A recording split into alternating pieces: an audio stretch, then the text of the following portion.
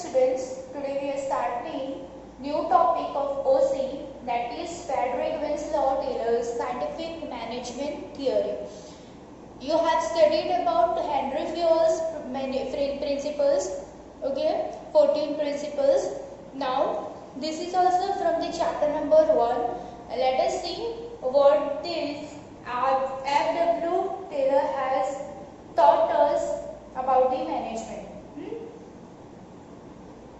Now, before going to its principles of management, let us understand or study in detail about F.W. Taylor. So, Taylor's birth date was 1856 and till 1950. Okay, was an American who started his career as a machinist in Medial Steel Works. Okay, Taylor's management theory is based on scientific experiments. This theory involves the application of scientific approach to decision making and solving them at the same time. Then another one is definition of scientific management by Frederick Taylor. Scientific management consists of knowing what you, that is management, want men to do exactly and seeing it that they do it in the best and the cheapest manner. Now see, first we have to understand about Taylor, okay, his detail. After that, Taylor's management was actually based on scientific experiment, okay. You have studied, you have I think visited science lab in standard 9 and 10. So the experiment we do in the science lab, or the scientists which are doing experiment, they finding out the fact. They're finding out the fact about the anything. They do the research and they at the end they will show the result that if you follow this step, you will achieve this. If you follow this step, you will achieve that point. Okay, these are all the scientific experiment. यानी हमें क्या होना चाहिए, in a systematic way में जाना चाहिए. तो जो F.W. टेलर की जो सारी theories थी, it is basically based on scientific experiment. This theory involves the application of scientific approach to decision making and solving them at the same time.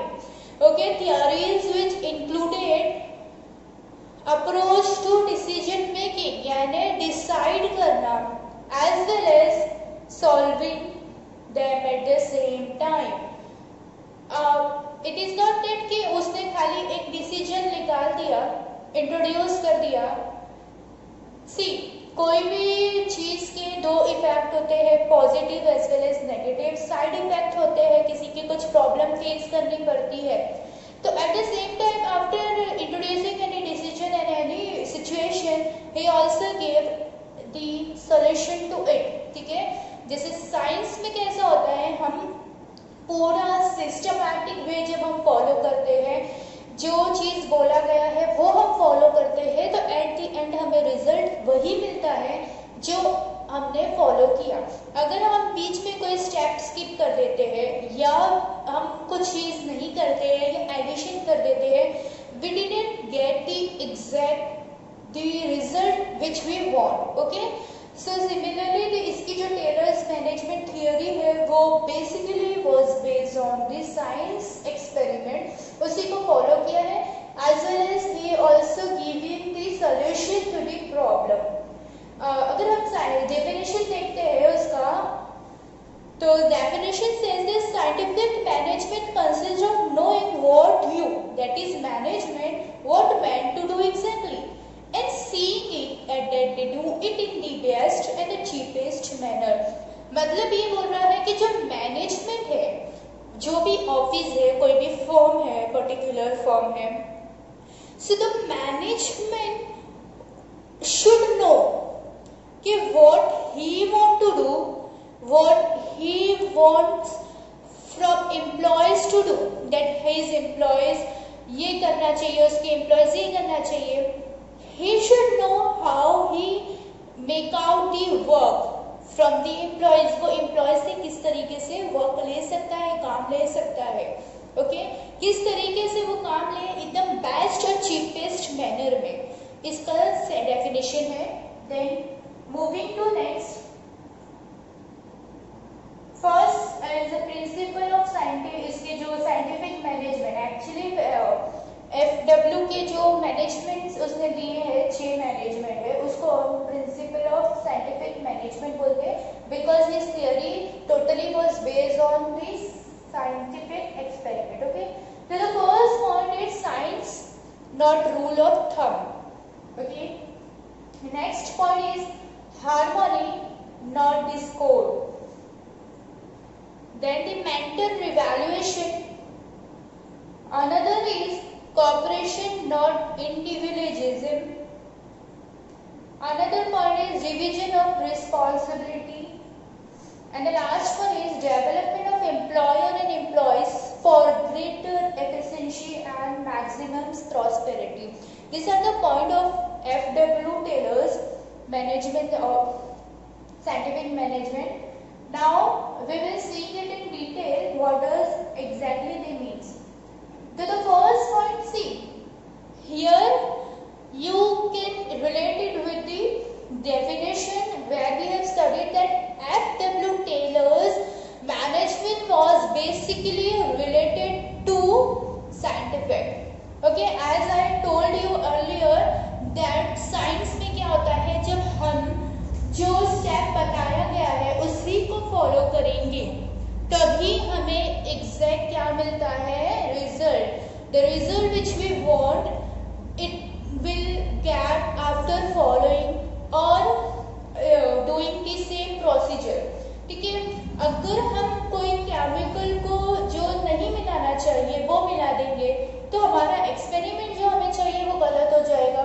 Similarly अगर हम कुछ एक्स्ट्रा मिला देंगे तो हमारा जो एग्जैक्ट जो हमें चाहिए था टेस्ट वो नहीं आएगा. देखो, अगर आप, मैं सिंपल सा I will give U a simple example of food.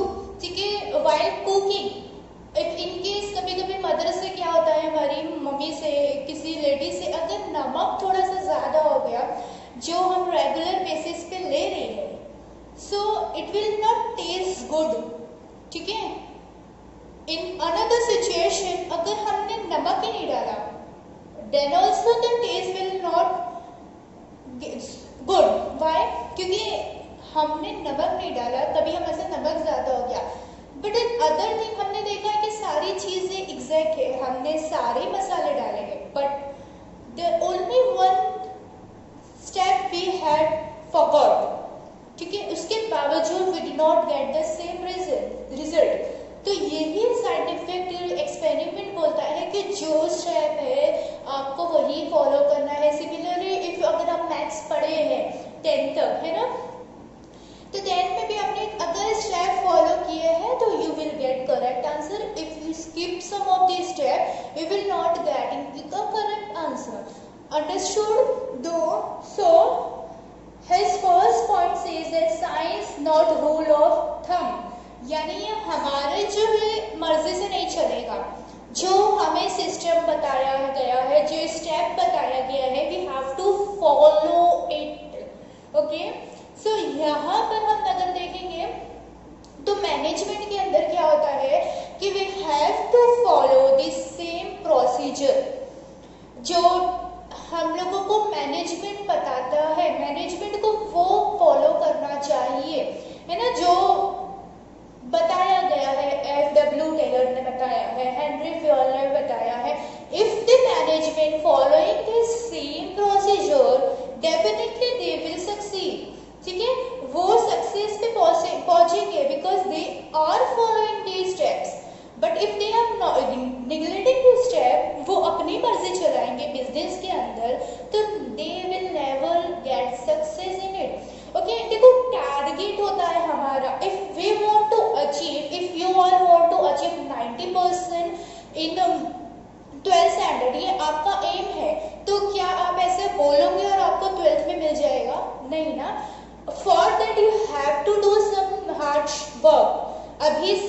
Studies करना है। तो बेसिकली जो है ये पॉइंट बोल रहा है साइंस की, ये एक साइंस है, सिस्टमैटिक वे में आपको फॉलो करना है सारी चीज, आप कुछ भी नहीं कर सकते हो, है ना। कुछ रूल्स होते हैं, कुछ रेगुलेशंस होते हैं which you have to follow it. Got it?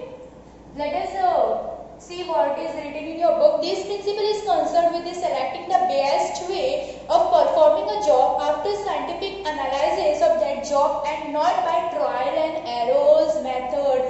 Just note it down that not by trial and errors method.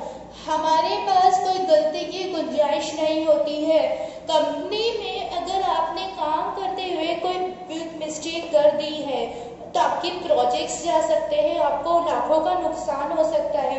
तो ये प्लेस ट्रायल एंड एरर की नहीं है जहां आप सीखो, आप गलतियों से सीखो। एग्जैक्टली हम गलतियों से सीखते हैं, बट ये जो प्लेस है मैनेजमेंट जो है कि एक रॉन्ग डिसीजन अगर मैनेजर ने ले लिया, जो मैनेजमेंट ने अगर एक थोड़ा सा गलत स्टेप उठा लिया, उससे उसका पूरा बिजनेस इफेक्ट करेगा। Got it? तो उसने जो प्लान किया है अकॉर्डिंग टू हिज बिजनेस, जो साइंटिफिक चीज या जो भी सिस्टम उसने चूज किया है, you have to follow that only. Standard required time and standard output should be defined by the manager. उसको सारी चीजें क्या करनी होती है, प्लान करनी होती है according to his business. Moving next point, what he is doing, they are just shaking hand, है ना। So harmony not discord। देखो कैसा होता है ना कि आपको जो है ना, देखो कैसा होता है कि if you don't have if the firm is not having understanding, for example कि बॉस क्या बोल रहा है, बॉस एम्प्लॉयज की नहीं सुनता है, एम्प्लॉयज बॉस को एकदम हल्के में लेते हैं, है ना। कुछ जगहों पे ऐसा होता है कि ना boss the opinion which is employees is giving it is not acceptable by the management. तो ये चीजें देखो नहीं होनी चाहिए। We have to give equal importance to all. Understanding अच्छी होनी चाहिए। देखो एक जगह हमें काम करना होता है तो बॉस की और एम्प्लॉयज की जो होती है ना अंडरस्टैंडिंग होना चाहिए। They have such a bonding. हम अगर इफ यू रिमेम्बर, आप लोगों ने बचपन में एक स्टोरी सुनी होगी, ठीक है, the story where one father, याद है, वो मरने वाला होता है, मरने के करीब होता है, एंड ही हैविंग 4 or 5 सन, ठीक है। तो दे नेवर, मतलब वो लोग बहुत झगड़ते थे। फिर क्या होता है कि जब बाप मरने वाला होता है तो वो क्या बुलाता है, बच्चों को बुलाता है, ही asks that bring the stick. तो एक एक स्टिक सबको देता है, देन ही सेज कि जस्ट इसको तो तोड़ दो, ब्रोक इट अप। सो एक एक रहती है तो they easily broke it up. फिर उसके बाद में वो क्या करता है, बाप के सबको बोलता है कि और स्टिक लेता है एक साथ और उसको बंच देता है सबको। तो एक एक को देता है and they try to broke it, but वो ब्रोक ही नहीं होती, टूटती नहीं है किसी से भी, है ना। क्यों? तो देन ही एक्सप्लेन कि देखो आप अकेले रहोगे तो anyone can easily broke it up you, but if you all will live together तो कोई भी आपको तोड़ नहीं सकता है। तो सिमिलरली इफ द मैनेजमेंट ही इंटरनली ही अगर अच्छा नहीं होगा, इंटरनली वो लोग एक दूसरे से इतना अंडरस्टैंडिंग नहीं है, एक दूसरे के खिलाफ कुछ चीजें रखते हैं आपस में, तो बाहर वाले जो external factors which are affecting the business, easily वो ब्रोक हो जाएगी, बिजनेस इजीली वो खत्म हो जाएगा पूरा, है ना। So here the boss as well as management as well as employees should having a good understanding with them. दोनों में अंडरस्टैंडिंग अच्छी होनी चाहिए to run a smooth business. Perfect understanding between employees and management will be helpful in creating healthy work environment for achieving the desired goal, that is success। ठीक है, तो जब हमारे अंडरस्टैंडिंग होती है तो we will easily achieve our goal। हम easily अपने गोल को अचीव कर सकते हैं। की या एक दूसरे से हम लोग वो नहीं रहते हैं, एक साथ मिलकर काम करते हैं, तो इजीली जब हम एक साथ काम करते हैं तो definitely we will achieve our target. Next, ठीक है, here it is a very good example if you can observe from this picture. अगर आप खुद से लगाओ देखोगे ना तो बहुत अच्छा ये पिक्चर है कि दिस येलो वन इज ना बॉल्स, ये कौन है, बॉल्स है, ठीक है, और ये जो है ये सारे एम्प्लॉयज है। तो just I am giving you few seconds, just think कि ये क्या बोल रहा है, ये पिक्चर क्या बोल रहा है। अगर आप लोग समझ सकते तो इट इज़ वेरी गुड। अभी ये यहाँ तक हम ये पार्ट 1 तक करते हैं, जस्ट थिंक मैं जब और बाकी का वीडियो जो है वो सेकेंड पार्ट में आपको मिलेगा।